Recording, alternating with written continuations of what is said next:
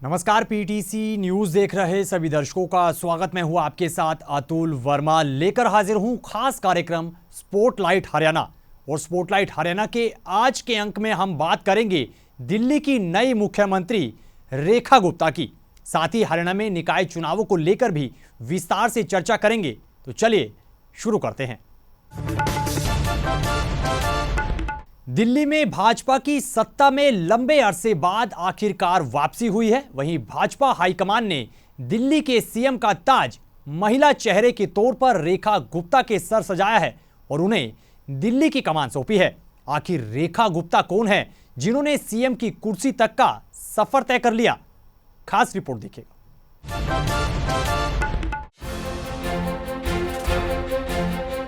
मैं रेखा गुप्ता ईश्वर की शपथ लेती हूँ कि जो विषय मुख्यमंत्री के रूप में मेरे विचार के लिए लाया जाएगा अथवा मुझे ज्ञात होगा, उसे किसी व्यक्ति या व्यक्तियों को तब के सिवाय जबकि ऐसे मुख्यमंत्री के रूप में अपने कर्तव्यों के सम्यक निर्वहन के लिए ऐसा करना अपेक्षित हो, मैं प्रत्यक्ष या अप्रत्यक्ष रूप से संसूचित या प्रकट नहीं करूंगी। दिल्ली में करीब 27 साल के बाद सत्ता में लौटी भारतीय जनता पार्टी ने दिल्ली में शतरंज की सबसे बड़ी चाल चल दी है और हरियाणा की माटी से निकली आरएसएस की सक्रिय सदस्य रही रेखा गुप्ता को दिल्ली का सिरमौर बनाते हुए सत्ता की चाबी सौंप दी है। जी हां, आज से दिल्ली में मैडम मुख्यमंत्री के आदेश चलेंगे। दिल्ली में खचाखच भरे रामलीला मैदान में हुए भव्य शपथ ग्रहण समारोह में प्रधानमंत्री नरेंद्र मोदी की मौजूदगी में रेखा गुप्ता ने दिल्ली की मुख्यमंत्री के तौर पर शपथ ली। उपराज्यपाल वीके सक्सेना ने उन्हें पद और गोपनीयता की शपथ दिलवाई। शालीमार बाग सीट से पहली बार चुनाव जीतकर आई रेखा गुप्ता सुषमा स्वराज, शीला दीक्षित और आतिशी के बाद दिल्ली की चौथी महिला मुख्यमंत्री बनी है। वो मदन लाल खुराना, साहिब सिंह वर्मा और सुषमा स्वराज के बाद दिल्ली में भाजपा की चौथी मुख्यमंत्री भी बनी है। इसके साथ ही रेखा गुप्ता मौजूदा वक्त में भाजपा शासित किसी भी राज्य की एकमात्र महिला मुख्यमंत्री भी है। रेखा गुप्ता के अलावा 6 विधायकों ने भी मंत्री पद की शपथ ली है। तो चलिए आज की इस वीडियो में हम आपको दिल्ली की नई मुख्यमंत्री रेखा गुप्ता और तमाम मंत्रियों के बारे में वो हर जानकारी विस्तार से बताते हैं। हरियाणा की माटी से निकली रेखा गुप्ता के सिर सजा सीएम का ताज। हरियाणा के जींद जिले के जुलाना में 19 जुलाई 1974 को जन्मी रेखा गुप्ता छात्र जीवन से ही संघ से जुड़ गई थी। काफी वक्त तक उनका परिवार जींद के जुलाना में रहा। उसके बाद उनका पूरा परिवार दिल्ली शिफ्ट हो गया और दिल्ली में छात्र राजनीति के साथ रेखा गुप्ता ने अपनी शुरुआत की। साल 1994-95 में रेखा गुप्ता दिल्ली के दौलत राम कॉलेज में स्टूडेंट विंग की सचिव रही। साल 1996-97 में दिल्ली यूनिवर्सिटी स्टूडेंट यूनियन की अध्यक्ष रही। इसके बाद साल 2007 में दिल्ली के उत्तरी प्रीतमपुरा वार्ड से रेखा गुप्ता पार्षद चुनी गई। इसके बाद साल 2009 में उन्हें दिल्ली में राज्य महिला मोर्चा भाजपा की महासचिव की जिम्मेदारी मिली और आगे चलकर रेखा गुप्ता ने साल 2012 में प्रीतमपुरा वार्ड से दूसरी बार पार्षद और साल 2022 में शालीमार बाग बी वार्ड से भी बतौर पार्षद का चुनाव जीता। वहीं अब रेखा गुप्ता दिल्ली की शालीमार बाग सीट से पहली बार विधायक चुनी गई हैं। नई दिल्ली से विधायक परवेश वर्मा ने ली मंत्री पद की शपथ। परवेश वर्मा ने इस बार नई दिल्ली विधानसभा सीट से आम आदमी पार्टी के प्रमुख रहे अरविंद केजरीवाल को हराकर बड़ा उलटफेर किया है। परवेश वर्मा साल 2013 के विधानसभा चुनाव में महरौली सीट से विधायक चुने गए थे।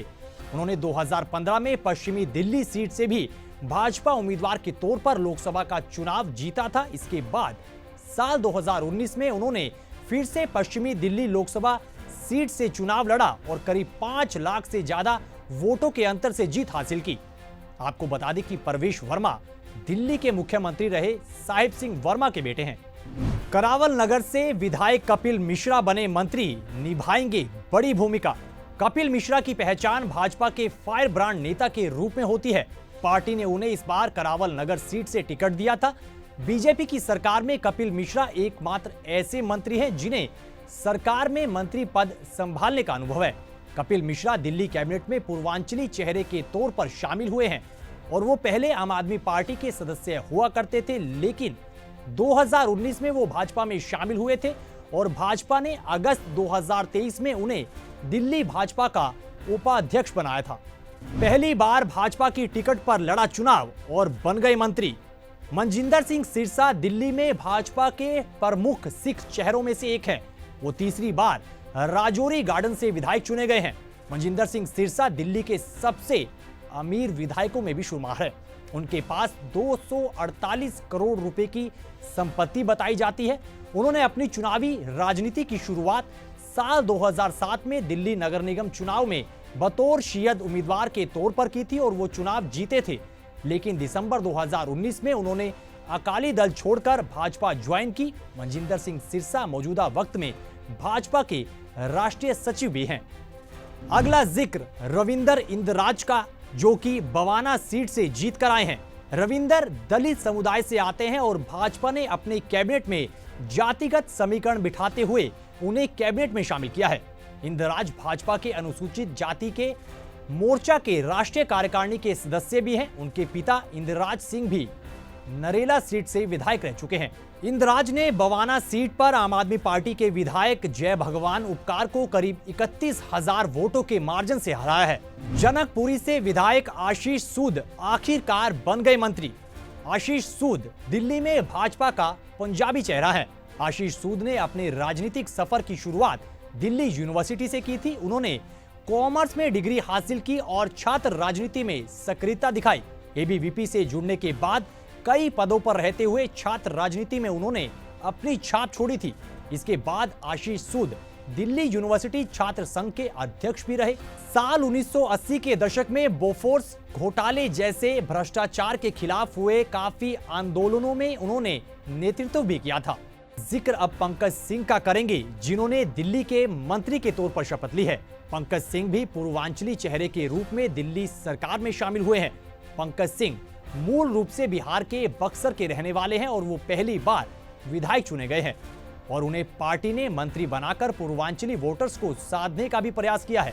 पंकज सिंह पेशे से एक डेंटिस्ट हैं और उन्होंने अपने राजनीतिक जीवन की शुरुआत बतौर पार्षद की थी। उनके पिता एमसीडी में एडिशनल कमिश्नर भी रहे हैं।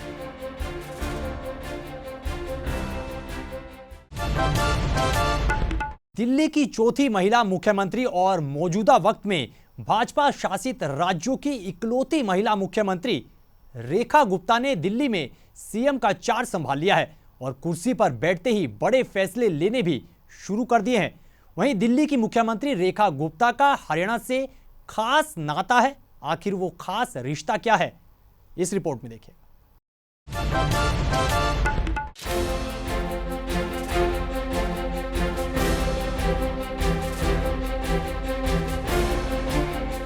देसाम देश हरियाणा जित दूध दही का खाना, ये कहावत वाले इस छोटे से राज्य ने नई दिल्ली को तीसरा मुख्यमंत्री दे दिया। जी हाँ, देश की राजधानी में मुख्यमंत्री पद की शपथ लेने वाली रेखा गुप्ता का परिवार हरियाणा के ही जींद जिले से संबंध रखता है।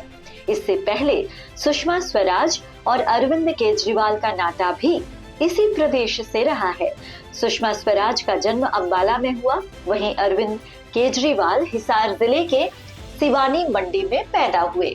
चलिए अब बात करते हैं किस तरह से हरियाणा से दिल्ली का है कनेक्शन।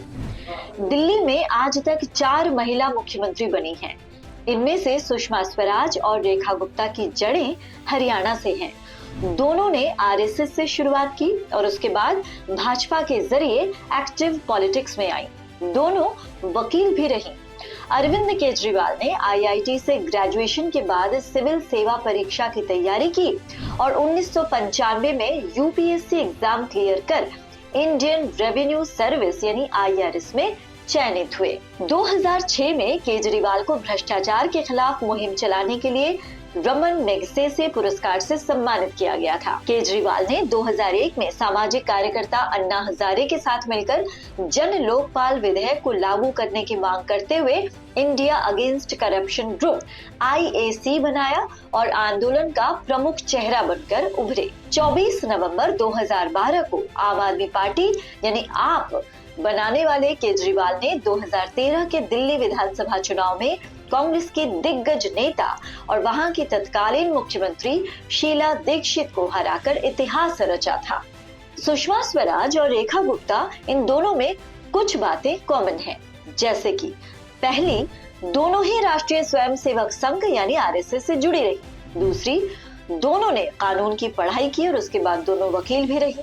तीसरी, सुषमा स्वराज की तरह ही रेखा गुप्ता भी एक मुखर वक्ता मानी जाती हैं। अब सिलसिलेवार तरीके से तीनों नेताओं की कहानी थोड़ी सी जानते हैं।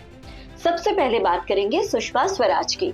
सुषमा स्वराज ने 11 अक्टूबर 1998 को दिल्ली की पहली महिला मुख्यमंत्री के रूप में शपथ ली थी। तब भारतीय जनता पार्टी की सरकार में CM की कुर्सी को लेकर खींचतान थी। एक तरफ थे पूर्व CM मदन लाल खुराना और दूसरी तरफ CM साहिब सिंह वर्मा। दोनों गुटों के कार्यकर्ता रोज भिड़ रहे थे। इससे धारणा बनी कि पार्टी दिल्ली पर शासन करने में समर्थ नहीं है। इधर प्याज की बढ़ी कीमत, बिजली की किल्लत और दिल्ली में बिगड़ती कानून व्यवस्था के चलते भी सरकार कहीं न कहीं बदनाम हो रही थी। ऐसे में शीला दीक्षित के मुकाबले भाजपा नेतृत्व को तेज तर्रार और दिल्ली को समझने वाली महिला लीडर की जरूरत थी। किसी तरह लालकृष्ण आडवाणी ने सुषमा स्वराज से दिल्ली की बागडोर संभालने के लिए हामी भरवाई। मुख्यमंत्री के तौर पर दिल्ली की बागडोर संभालने के लिए सुषमा स्वराज सशर्त राजी हुई। शर्त ये थी कि अगर उनके नेतृत्व में पार्टी विधानसभा चुनाव हार गई तो वे फिर केंद्र में आएगी। संगठन ने शर्त मान ली और साहिब सिंह वर्मा ने 11 अक्टूबर 1998 को CM पद के लिए सुषमा स्वराज के नाम का ऐलान कर दिया। इस बार रेखा गुप्ता के नाम का प्रस्ताव साहिब सिंह वर्मा के ही बेटे प्रवेश वर्मा ने रखा। सुषमा स्वराज महज 52 दिन तक मुख्यमंत्री रही। उन्हें विधानसभा सत्र तक बुलाने का मौका नहीं मिला। चुनाव हुए तो प्याज की महंगाई कंट्रोल न कर पाने के कारण भाजपा के हाथ से सत्ता निकल गई। इसके बाद सुषमा स्वराज ने शर्त के मुताबिक विधायक पद से इस्तीफा दे दिया और दक्षिणी दिल्ली से सांसद बने रहने का फैसला किया। अब बात करते हैं अरविंद केजरीवाल की। रेखा गुप्ता से पहले दिल्ली की राजनीति का मुख्य चेहरा माने जा रहे आम आदमी पार्टी के संयोजक अरविंद केजरीवाल का जन्म भी हरियाणा के जिला हिसार की सिवानी मंडी में हुआ था। साल 2011 में अरविंद केजरीवाल ने सामाजिक कार्यकर्ता अन्ना हजारे के साथ मिलकर जन लोकपाल विधेयक को लागू करने की मांग करते हुए इंडिया अगेंस्ट करप्शन ग्रुप का गठन किया। जन लोकपाल विधेयक की मांग को लेकर 16 अगस्त को दिल्ली के रामलीला मैदान में अन्ना हजारे भूख हड़ताल पर बैठ गए। ये आंदोलन 28 अगस्त तक चला।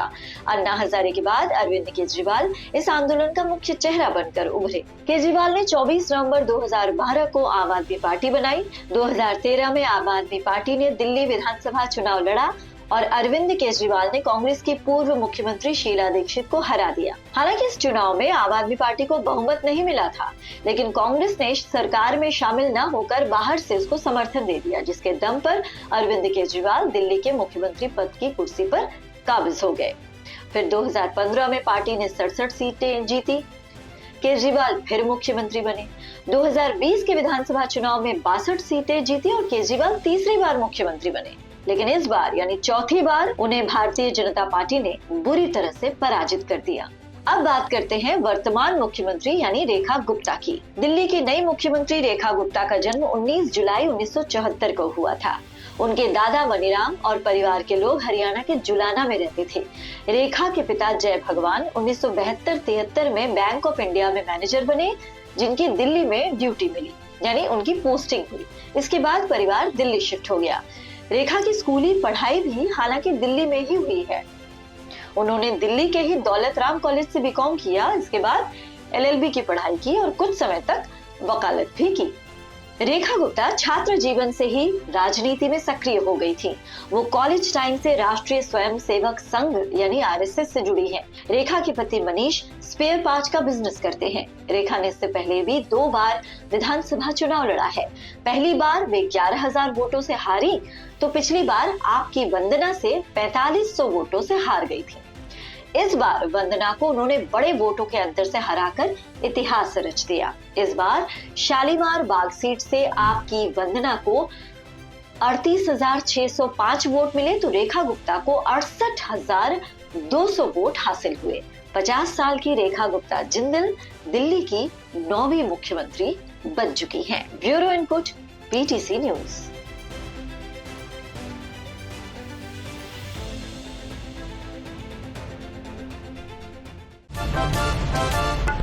और अब बात करेंगे हरियाणा में होने जा रहे निकाय चुनाव की। हरियाणा में निकाय चुनाव को लेकर सियासी पारा चढ़ गया है। तमाम पार्टियों के बीच हलचल काफी तेज है। वहीं निकाय चुनावों को लेकर तमाम दलों द्वारा उम्मीदवारों के ऐलान के बाद नामांकन का दौर खत्म हो चुका है।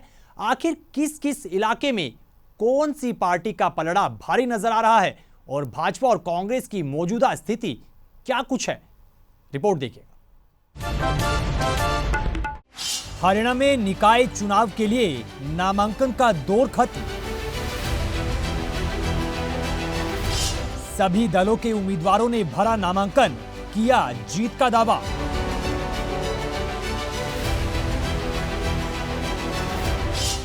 आखिर शहर में किसकी बनेगी सरकार, किसे चुनेगी जनता? हरियाणा में होने जा रहे निकाय चुनाव को लेकर इस वक्त प्रदेश में सरगर्मियां तेज हैं।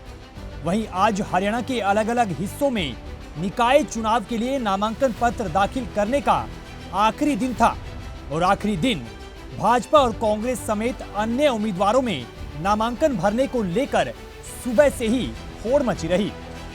तमाम प्रत्याशियों का जमावड़ा लघु सचिवालयों में देखने को मिला। इससे पहले चुनावी दंगल में उतरे कई उम्मीदवारों की ओर से रोड शो भी निकाले गए और नामांकन पत्र भरने के बाद जीत का दावा भी किया गया।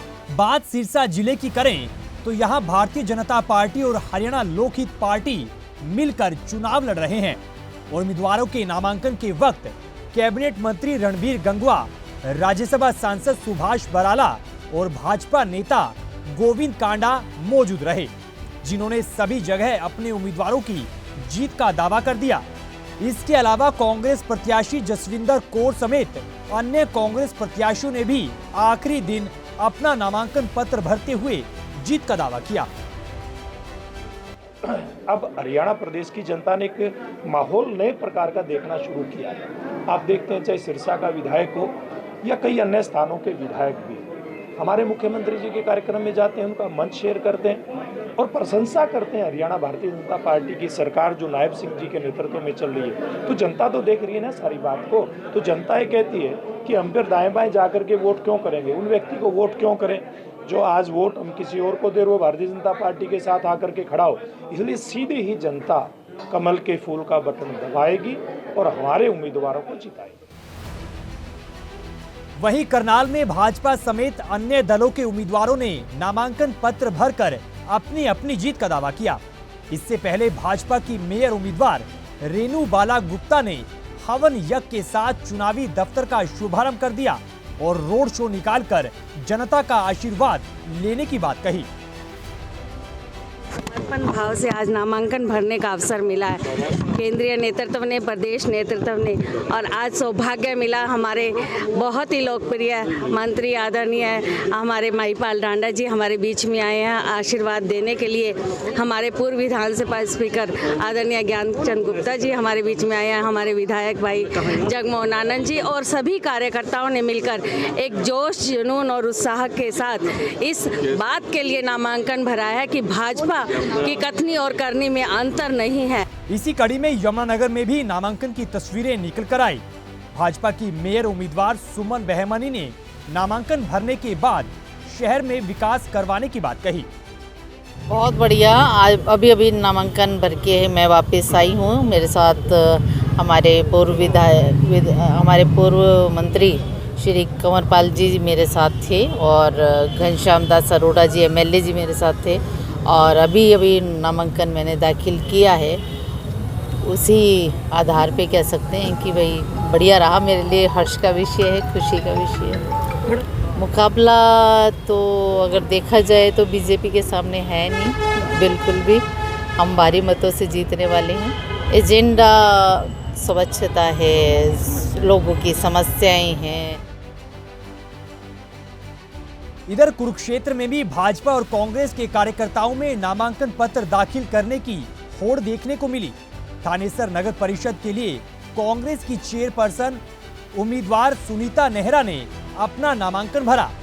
इस दौरान कांग्रेस विधायक अशोक अरोड़ा मौजूद रहे, जिन्होंने भाजपा को जमकर आड़े हाथ लिया। अशोक अरोड़ा ने कहा कि बीते 25 साल से थानेसर नगर परिषद में भाजपा का कब्जा है, लेकिन तमाम मुद्दों के नाम पर भाजपा के दावे खोखले नजर आए हैं। नगर परिषद थानेसर का चुनाव होने जा रहा है लगभग 2.25 साल बाद, और कांग्रेस पार्टी की तरफ से कांग्रेस की पुरानी वर्कर सुनीता नेहरा जी को उम्मीदवार बनाया है।